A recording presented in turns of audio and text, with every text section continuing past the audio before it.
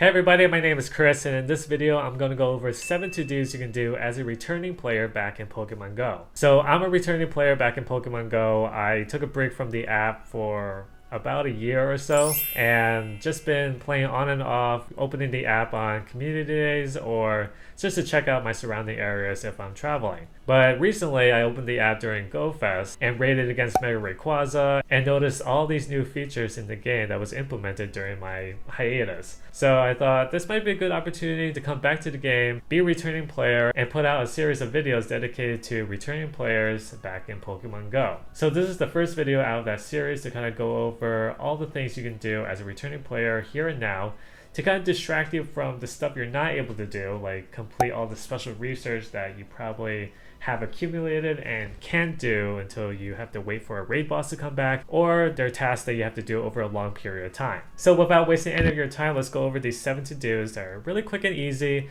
You can do wherever you want, whenever you want. So the first task you can do is to clear and organize your Pokemon stores and your item bag. So for me personally, I don't want to spend any more money on the app and I don't want to upgrade my Pokemon stores or my item bag. So in order to make the most out of my gameplay experience, I need to actually clear out my Pokemon stores because right now I'm living on the edge, and my item bag, which can quickly fill up with a lot of berries, a lot of TMs, and a lot of evolution stones. So for Pokemon storage, there's a few methods that I use to kind of clear that out, and I'll share that with you guys in a later video. But for some quick tips, you can start with removing all the duplicate Pokemon that you have, perhaps from community days or duplicate shinies. But if you're really into shinies, then keep all the shinies that you have. You can also start by removing any Pokemon that have an appraisal with 2 stars or less, unless you're into Battle League, which you might need to pay attention to 2-star appraisal Pokemon. And then all the Pokemon that you think you're going to trade away but haven't already and it's just laying in your Pokemon storage, let's be real, you're probably not going to trade them away unless you're a really active community person. You're probably not going to trade those Pokemon away. You can just transfer them so you make space for other Pokemon to catch. I know I have a lot of unknowns that I thought I was going to trade away, but I haven't really, and they're just stuck in my Pokemon storage and just wasting space. So I might just transfer those unknowns out of my storage finally.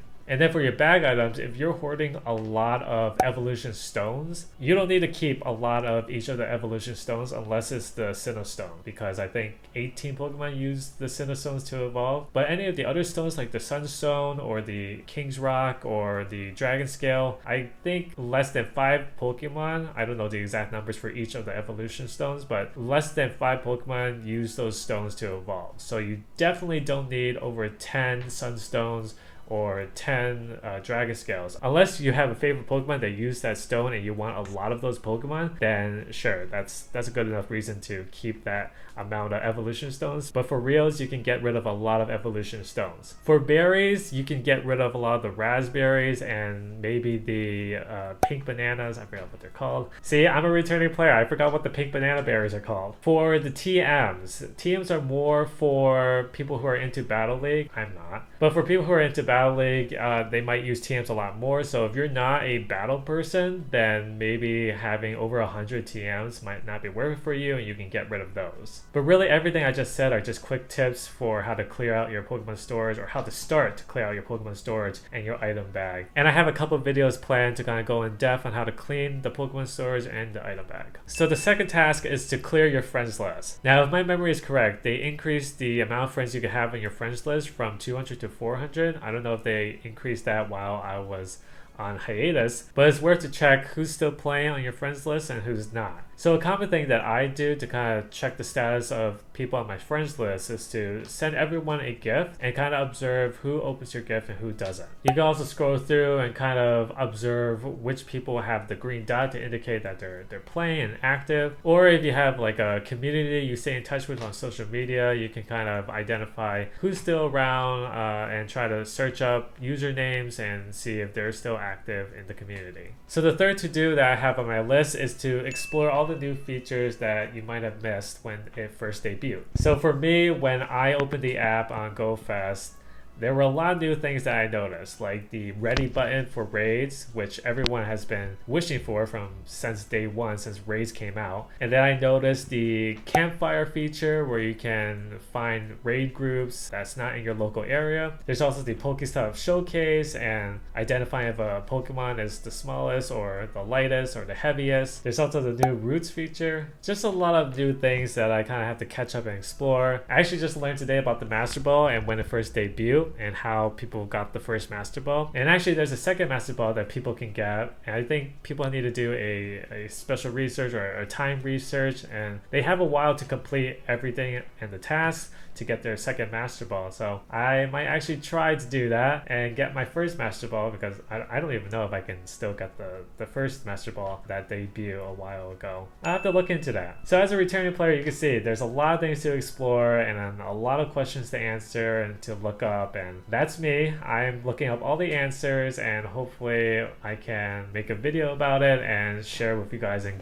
give you guys some value into your Pokemon Go returning experience. So anyways, in addition to the new features, you can brush up on all the existing features like the buddy system and the friendship system, mega evolutions and mega levels. So I have videos on excellent throws. I have a video about mega raids and mega levels and mega energy. I also have a video about the buddy system with your Pokemon. So I have a lot of videos if you need to brush up on those Pokemon Go existing skills. Okay, so the fourth thing I have on my to-do list as a returning player is to catch new Pokemon. So I noticed there's a lot of new Pokemon that's been rolled out during my hiatus. Right now, I think we have Pokemon from all the generations, or at least almost all the generations out to some capacity. I know I definitely missed out on like Koopa and a green bug looking thing. I forget the name of it. There's probably a lot of special research that kind of reward you with some of the legendary Pokemon that I missed out on. So for me personally, I have an attachment to the first like 3 generations of Pokemon, but then anything after like Gen 4, I'm not too attached and I'm not quite familiar. So the one consistent thing that I really enjoy about Pokemon Go is with the new Pokemon that I'm not too familiar with, that's like a surprise element for me to kind of explore the game a little bit more and keep playing the game to find out all these new Pokemon and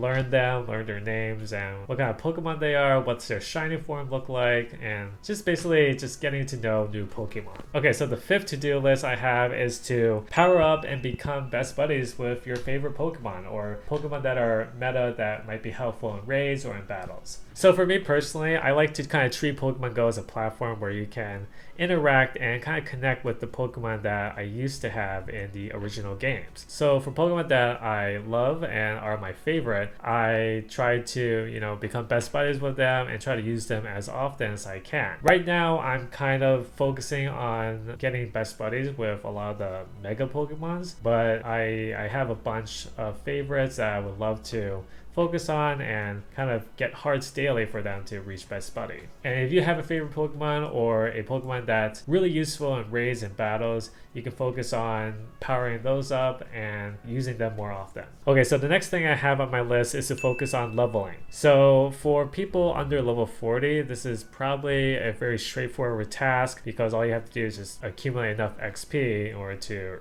reach the next level. But for people in the 40s range, there are tasks you need to do. It's not just XP, but there are tasks you need to complete in order to achieve to the next level. So for me, I'm level 48, but I have a lot of tasks that I need to do. Like I need to make a certain number of lucky trades or trade Pokemon that have a large distance between them. But the point being that these tasks can be a little bit tedious and could be a long-term thing to do. So depending on where you are and what you want to do, you can focus on leveling up your trainer level. And then lastly on my list is to work on medals. So there was a time during my Pokemon Go era when I would just really try to get the highest tier medals for everything. And then they decided to add more medals, and I remember feeling discouraged because I thought, oh, some of these medals are impossible to progress to the next tier. But you know what? It's okay. I'll just focus on the medals that I know I'm able to do at a reasonable pace and not worry about getting